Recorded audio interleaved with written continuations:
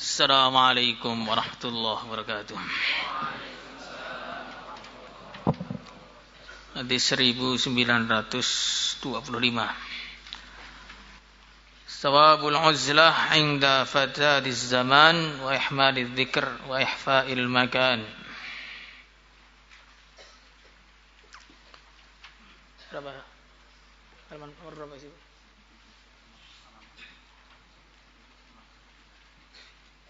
(1925) halaman 318 atau 316.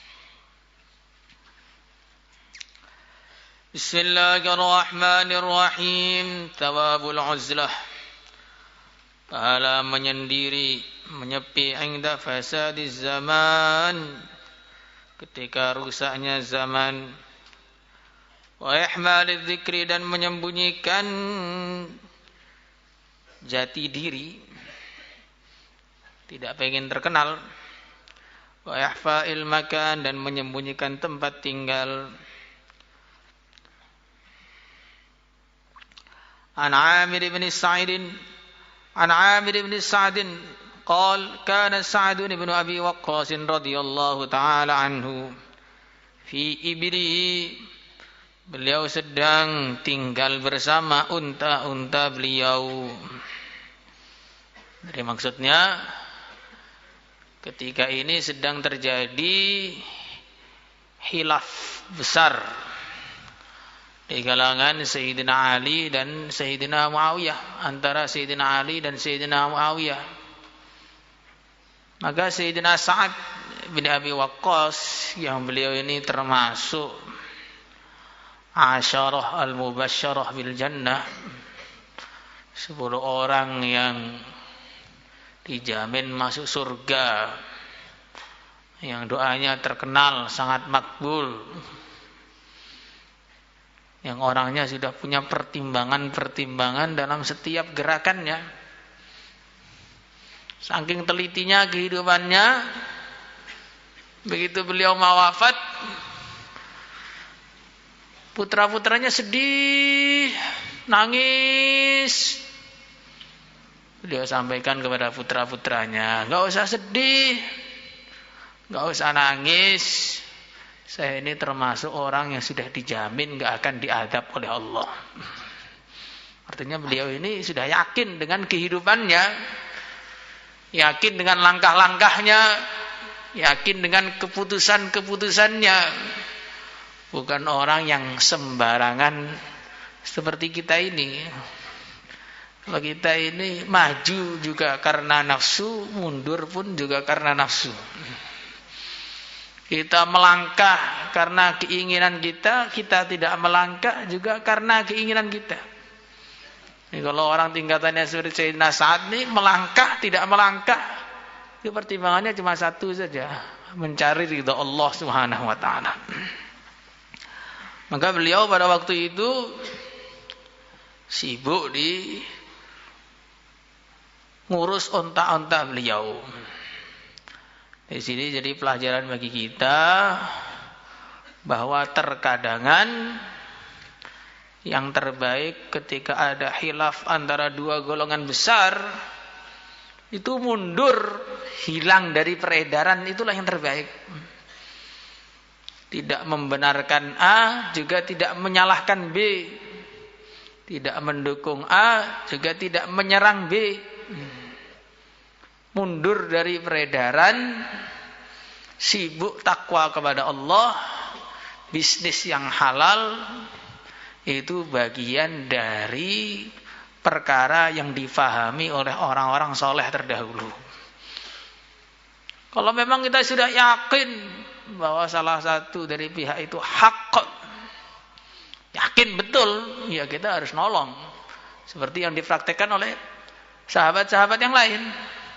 Kalau memang belum yakin, belum tampak bagi kita, atau kita tahu kalau kita ikut malah menjadikan repot mana-mana, tidak terjadi persatuan, juga justru malah terjadi perpecahan, maka sikap yang terbaik itu diam. Karena kadang-kadang dengan sebab satu kata-kata bisa terjadi pertumpahan darah di mana-mana. Sampai dikatakan dalam satu hadis, Allah Subhanahu wa taala akan menghukum orang yang membantu seseorang membunuh orang lain walau bi syatri kalimah, walaupun hanya dengan separuh kalimat. Kalau kata-kata kita ini ternyata membuat perpecahan, membuat kekacauan, membuat pertikaian, membuat pertengkaran, maka diam adalah jalan yang terbaik untuk mendapatkan keselamatan. Faham insyaallah? Uzlah, menyepi. Faja'ahu ibnuhu Umar falamma ra'ahu Sa'dun qala a'udzu billahi min syarri hadzal raqib. Tiba-tiba mendatangi kepada Sayyidina Sa'ad anaknya yang namanya Umar. Maka ketika Sayyidina Sa'ad melihatnya, beliau mengatakan, aku berlindung kepada Allah dari keburukan penunggang ini. Nah, di sini unik. Ini Umar ini belum ngomong apa-apa, belum berbuat apa-apa, belum bertindak apa-apa.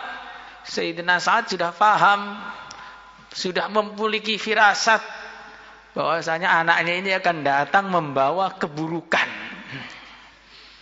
Artinya apa? Ini dikatakan oleh para ulama, orang itu orang baik atau orang buruk sebenarnya tidak bisa disembunyikan.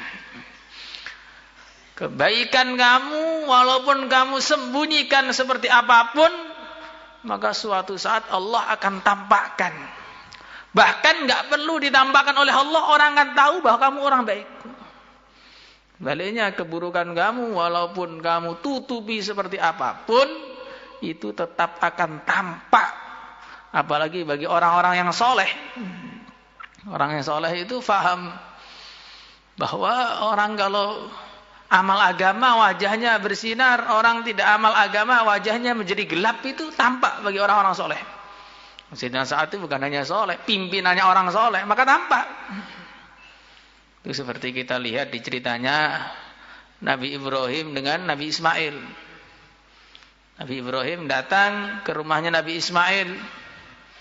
Kemudian ketemu istrinya, ngomong-ngomong sebentar, kemudian pulang. Lalu begitu Nabi Ismail pulang dari pekerjaannya atau tugasnya, beliau tanya pada istrinya, tadi ada orang datang ya? Kok bisa tahu ada orang datang itu bagaimana? Ki Uzairon dulu menjelaskan, ini karena baunya para nabi itu beda dengan yang lain. Jadi rohaniyahnya itu begitu lewat di satu tempat, itu akan menimbulkan rasa yang luar biasa di sekitar situ. Sebaliknya, baunya ahli maksiat juga akan tampak walaupun disembunyikan. Walaupun duduk di saf awal pakai sorban, tapi kalau habis nonton TV ya kelihatan.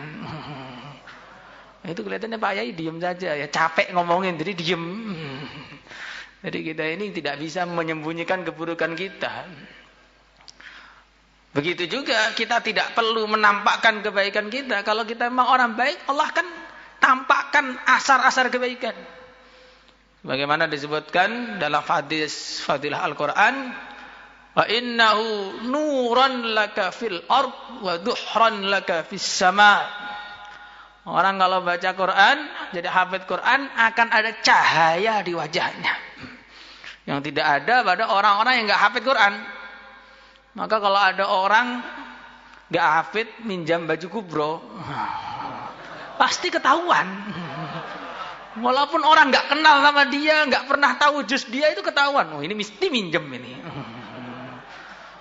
Dan itu termasuk meminjam perkara yang sangat tidak boleh dipinjam. Minjem baju putih itu masih nggak apa-apa. Kalau minjem baju kubro ini kan betul-betul nggak punya malu dia. Ketahuan lagi, mesti ketahuan. Karena hawanya hafid Quran itu tidak bisa ditutupi. Begitu juga orang yang nggak hafid tidak bisa mencuri cahayanya hafid Quran. Walaupun sudah dauratul hadits, tapi kalau belum hafid ya cocoknya ya hijau-hijau aja lah. Walaupun sudah dauratul hadits atau khusus. Tapi walaupun masih kelas 1, kalau sudah hafid ya dia akan lebih bercahaya daripada yang dauratul hadis. Apalagi sudah daurah kubro lagi, masya Allah. Itu kalau dilihat tuh cahaya yang ngalahin matahari itu. Ada asar perbuatan kita itu akan tampak di wajah kita. Akan ada kegelapan ketika ada perbuatan keburukan dan kemaksiatan, akan ada cahaya kalau kita berbuat kebaikan. Mungkin wajahnya hitam, tetapi kalau dia ini ahli taat kepada Allah, akan tampak cahaya dari wajah itu. Mungkin wajahnya seperti rembulan, tetapi kalau maksiat seperti rembulan yang sedang gerhana. Ya, enggak kelihatan apa-apa, enggak ada cahayanya sama sekali. Tapi kalau orang bodoh sudah tahu gerhana malah dilihat. Kalau enggak kelihatan kok dilihat itu kan namanya enggak pinter, itu namanya. Fanazala faqala lahu anzalta fi ibilik. Engkau malah tinggal di unta-unta kamu. Wa taraktan nas, dan engkau meninggalkan manusia yatanaza'unal mulka, mereka sibuk berselisih dalam mencari kekuasaan dan kerajaan. Ini ujian juga bagi kita, pelajaran bagi kita. Jadi orang itu tengah-tengah amal pasti akan datang godaan. Sayyidina Sa'ad, orang yang begitu soleh, tengah-tengah beliau uzlah, datang godaan berupa anaknya yang ngajak beliau untuk mencari dunia. Kadang-kadang kita juga gitu, tengah-tengah ngaji, tiba-tiba datang godaan. Kamu ngaji terus, gak ada gelarnya bagaimana? Nanti kamu jadi gak laku di masyarakat. Orang-orang gak mendengarkan omongan kamu. Kamu cari gelar sarjana S1, S2, S3, S4, S5, S22, ultra. Kalau perlu apalah 50, 70 terserah. Jadi setiap kita ngaji itu mesti gitu. Makanya kita lihat orang ngaji itu banyak yang putus di tengah jalan. Tapi kalau orang sekolah nggak ada yang putus di tengah jalan. Sekolah itu dari SD sampai SMA itu rata, itu selesai semua. Tapi kalau mondok, pas santri baru bisa 500 orang, pas wisuda tinggal 50 orang. Kenapa tinggal begitu? Karena saringan masuk surga ketat, bro. Jadi saringan masuk surga itu ketat. Jadi ya, kalau yang nggak patek bersih itu ya nggak lolos. Jadi kalau Anda ini tidak selesai ngaji, maka itu berarti nggak lolos seleksi dari ilahi. Nggak sampai kiai itu mengatakan, jangan pernah bertanya mau lulus, mau ngaji sampai lulus atau tidak. Tapi tanyalah, saya diizinkan oleh Allah ngaji sampai lulus atau tidak. Jangan bertanya mau baca Quran hari ini atau tidak. Tapi bertanyalah, Allah mengizinkan aku baca Quran hari ini atau tidak. Maka orang kok nggak bisa baca Quran, nah, dalam satu hari nggak bisa baca Quran, bukan dia itu nggak bisa baca Quran, tapi Qurannya nggak mau dibaca sama dia. Mulut-mulut rokokan gitu nggak kuat baca Quran. Atau mulut-mulut suka gosip, gosip sana, gosip sini, bikin berita-berita palsu, suka bohong. Nah, itu juga nggak bisa baca Quran. Jadi kalau kamu ini nggak hafid-hafid Quran itu memang mulutnya itu terlalu banyak maksiat. Ya, kembali kepada pembahasan kita. Jadi setiap ada amalan maka nanti akan datang godaan. Ya, orang kadang-kadang makan biasa saja, tidak ada rasa sakit perut. Masuk kelas juga gak ada rasa sakit perut. Begitu ustadznya mulai masuk, langsung pengen ke belakang. Nah, ini namanya perut tidak sunnah. Perut yang tidak mau diajak taat kepada Allah. Jadi begitu. Jadi kadang-kadang kita ini matanya suruh ngobrol sampai jam 1 malam kuat. Begitu ngaji, walaupun sore begini bisa ngantuk. Bukan matanya yang ngantuk, memang matanya kebaikan maksiat. Allah nggak izinkan mata itu untuk melihat ilmu. Sore ini kan bukan waktunya orang ngantuk. Kok bisa ngantuk? Emang matanya itu maksiatnya sudah A sampai Z sudah dilihat semua. Makanya godaan-godaan itu selalu datang. Kita harus siaga setiap saat. Fadaraba Sa'dun fi sadrihi wa qala uskut. Diam kamu. Sami'tu Rasulullah sallallahu alaihi wasallam yaqul innallaha sungguhnya Allah yuhibbu al-'abda at-taqiyya, hamba mencintai hamba at-taqiyya yang takwa, al-ghaniyya yang selalu merasa cukup, al-khafiyya yang tidak terkenal atau tidak menginginkan terkenal. Ini pelajaran lagi bagi kita. Kalau ada orang-orang soleh punya tindakan-tindakan yang tidak masuk ke akal kita, jangan kita tolak. Karena mereka mungkin punya pertimbangan-pertimbangan yang kita tidak tahu. Ya, dalam berbagai hal, banyak masalah ilmu. Nah, ini Imam Syafi'i menganggap bismillah sunnah, kunut sunnah, niat wajib. Walaupun mungkin kamu belum ketemu hadisnya, jangan kamu katakan Imam Syafi'i ini kok nggak ikut sunnah Imam Syafi'i. Sama seperti orang Ngawi itu, dia bikin majelis kesalahan Imam Syafi'i. Jadi majelisnya itu begitu namanya. Itu bukan kesalahan Imam Syafi'i, yaitu kesalahan orang yang ngomong kesalahannya Imam Syafi'i. Artinya apa? Itu kan banyak orang di luar sekarang itu yang keminter kemudian keblinger. Nah, dia ini baru baca hadis dari indeks hadis, ya, dari HP dibaca dikit, langsung semua tidak ada dalilnya. Ini tidak ada dalilnya. Yang ini adalah yang sahih. Tarawih 8 nih hadis sahih. Iya, hadisnya sahih, otak kamu tidak sahih. Hadisnya sahih tapi yang memahami itu tidak sahih. Nah, ini contohnya dalam keilmuan begitu, kita tunduk saja kepada ahli ilmu yang memang sudah ahlinya. Kemudian ke dalam tarbiyah kehidupan, keputusan-keputusan yang dipraktekkan oleh orang-orang soleh itu kita ikuti saja. Karena mereka punya pandangan yang kita tidak sampai ke situ.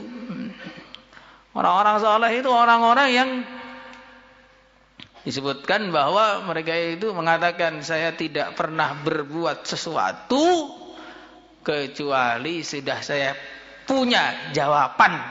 Nanti kalau ditanya oleh Allah di akhirat tuh saya begitu itu jawabannya apa sudah tahu.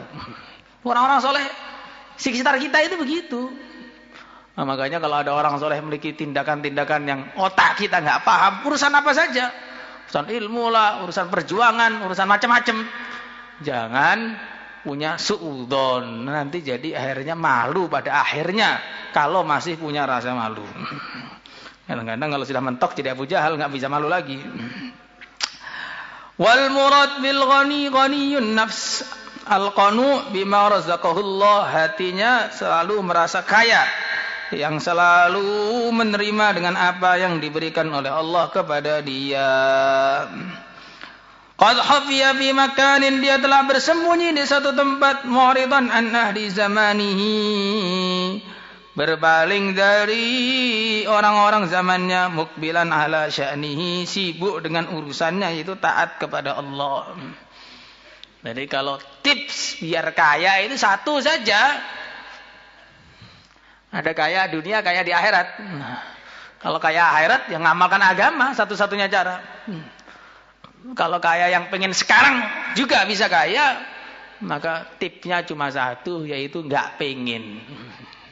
Ridho dengan apa yang diberikan oleh kamu, oleh Allah kepada kamu, dan tidak pengen kepada apapun. Kalau orang itu sudah nggak pengen, namanya kaya. Kalau masih pengen, berarti sudah nggak kaya. Berarti masih miskin, masih pengen terus. Dan orang itu kalau tidak qanaah, akhirnya apa? Apapun yang Allah berikan kepada dia, dia nggak akan pernah puas. Makan nasi sama sambal, ini contohnya saja bisa dikiaskan. Nasi sama sambal, makan kok sambal terus, panas perut saya. Besok ada sayurnya, makan kok sayur, dikira saya kambing. Nanti ada ayam, bosen ayam terus. Coba kalau kaki 4 gitu, ada kambingnya. Ini kambing terus, darah tinggi saya. Nah, terus akhirnya ayam ada, kambing ada, udang ada, semua ada. Setelah semua ada, ini sebenarnya enak, cuman kurang anget sedikit. Coba kalau agak anget tuh enak. Diangetkan, besok lagi disiapkan.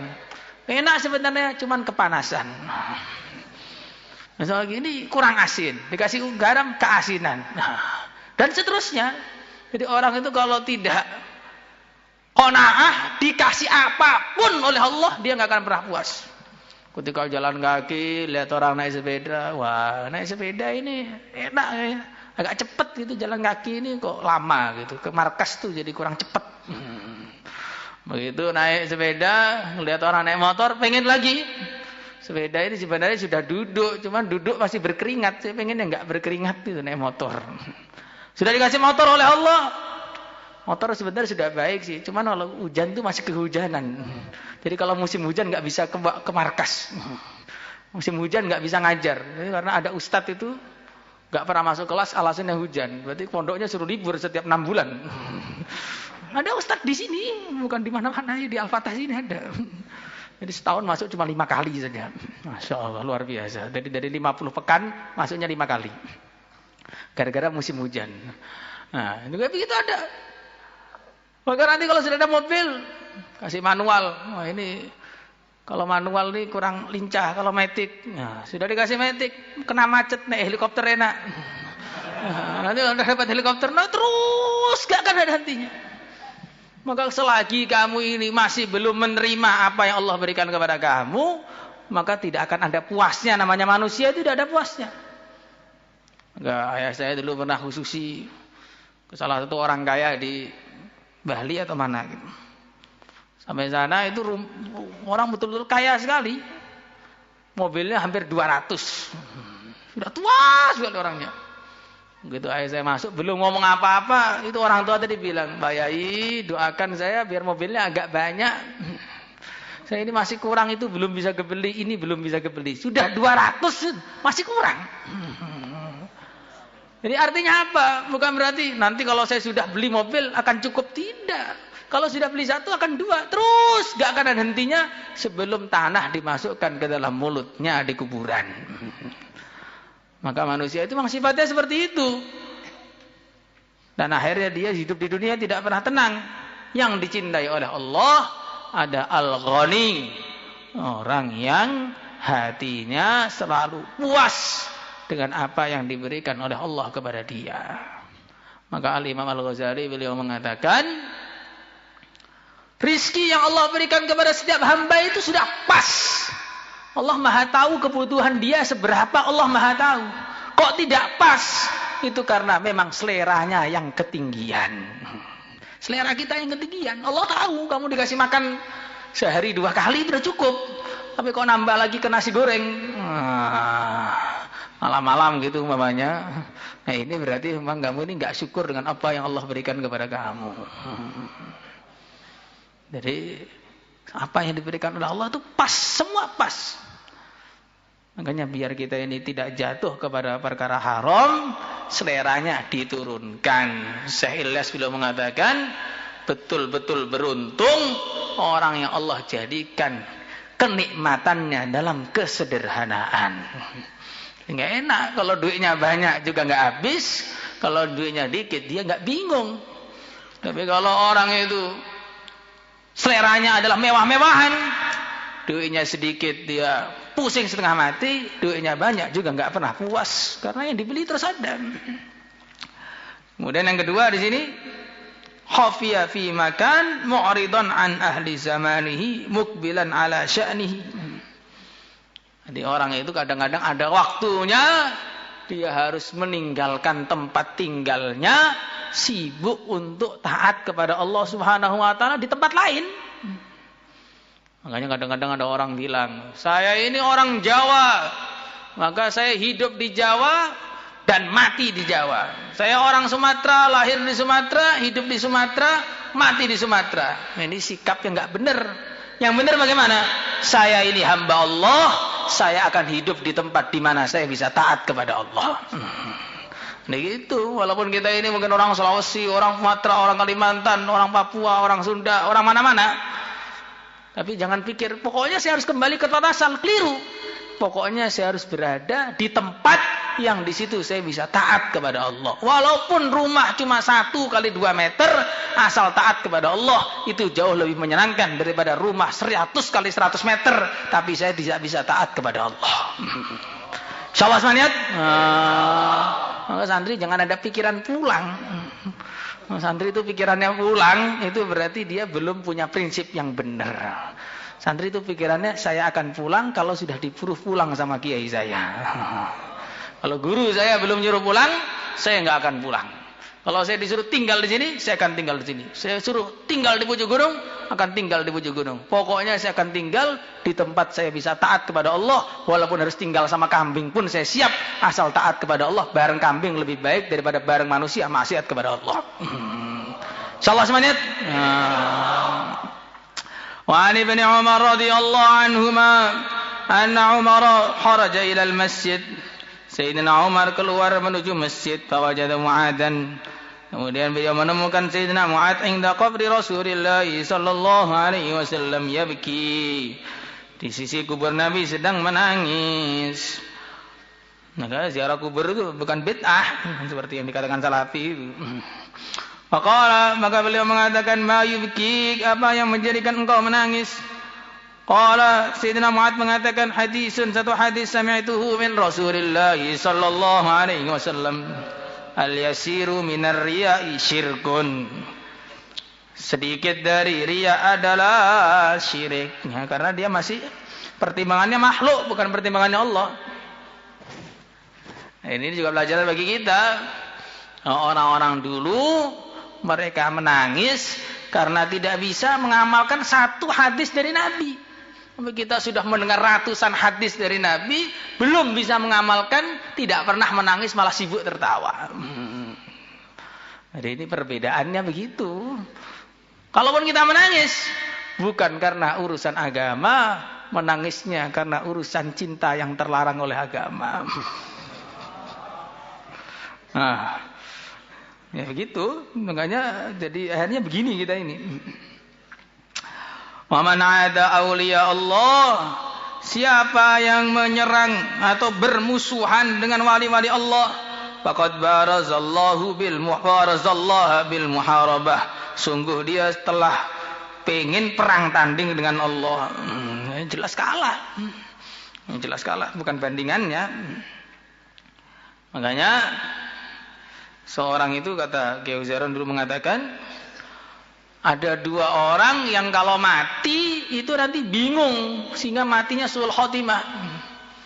Yang pertama orang yang makan riba, yang kedua orang yang menyakiti hatinya orang-orang soleh.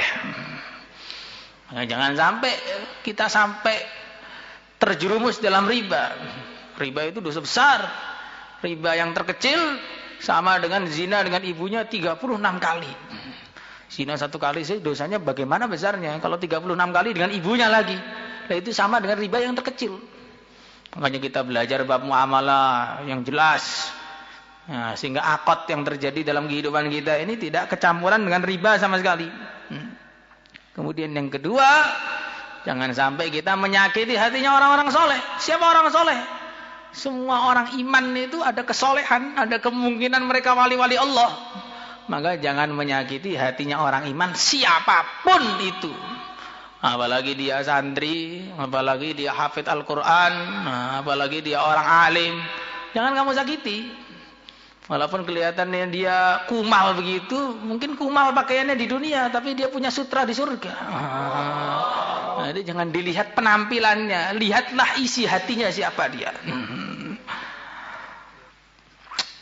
Inna Allah sungguhnya Allah yuhibbul abrara al-atqiya, mencintai orang-orang baik yang bertakwa, al-ahfiya yang tersembunyi, alladzina idza ghabu lam yuftaqadu, itu orang-orang ketika mereka tidak ada yang mencari. Nah, tidak, mana ini kok enggak ada yang begitu. Ada enggak ada sama saja. Wa in hadaru lam yu'raku, kalau mereka datang mereka tidak dikenal. Walaupun seperti itu, qulubuhum masabihul huda, hati-hati mereka adalah pelita-pelita hidayah. Yahrujuna min kulli ghabra'in mudlimah. Mereka keluar dari setiap debu-debu yang kelam. Maksudnya mereka dari setiap keburukan mereka bisa selamat dengan sempurna. Kalau disebutkan dalam satu hadis, ada hamba Allah, kata Nabi, ada bagian dari umatku yang kalau meminta kepada orang 1 dinar nggak akan dikasih, minta 1 dirham nggak akan dikasih, minta 1 fals uang yang nggak ada harganya nggak akan dikasih. Tapi kalau dia minta surga kepada Allah pasti dikasih. Jadi memang kita ini nggak tahu. Maka yang paling penting itu bukan penilaian manusia kepada kita. Yang paling penting itu penilaian Allah kepada kita itu bagaimana. Orang manusia walaupun menilai kita, penilaiannya itu nggak ada manfaatnya sama sekali bagi kita. Dia mau bilang kita pinter, mau bilang kita ini soleh, mau bilang kita ini wali, atau kita sendiri ngaku wali kalau perlu. Karena lagi ngetren zaman sekarang ini, banyak orang tuh pada ngaku jadi wali. Perasaannya tiap hari mimpi ketemu Nabi, perasaannya bisa ketemu Nabi terang-terangan dalam keadaan melek. Tapi cuma perasaan saja. Banyak orang tuh ngaku jadi wali itu dosa besar loh. Kalau nggak wali ngaku jadi wali dosa besar. Disebutkan dalam salah satu kitab tasawuf yang kelas 6 itu apa namanya itu? Nasoih diniyah. Nah, itu disebutkan orang tuh kalau ngaku jadi wali padahal nggak wali, matinya suul khotimah. Dan termasuk dosa besar orang ngaku mimpi apa padahal dia nggak mimpi apa-apa. Ini mungkin orang itu godaannya beda-beda. Ada yang godaan yang luyur, nah, ada juga. Ada godaannya itu merasa jadi wali itu godaan juga. Saya sudah sok awal tiap hari, sorbanan terus, nggak naik kelas. Ya, nah, jadi godaannya beda-beda. Maka kita ini lebih tahu dengan diri kita sendiri. Kita ini siapa, apa yang kita lakukan kita lebih tahu. Maka dari hadis ini kita punya 2 pelajaran penting. Pelajaran yang pertama, jangan meremehkan orang Islam siapapun. Pelajaran yang kedua, kalau dipuji oleh siapapun jangan merasa mulia, jangan merasa jadi istimewa, jangan merasa jadi sempurna. Karena itu tidak ada artinya apa-apa kalau kita tidak dapat ridho dari Allah Subhanahu wa taala. Salatullah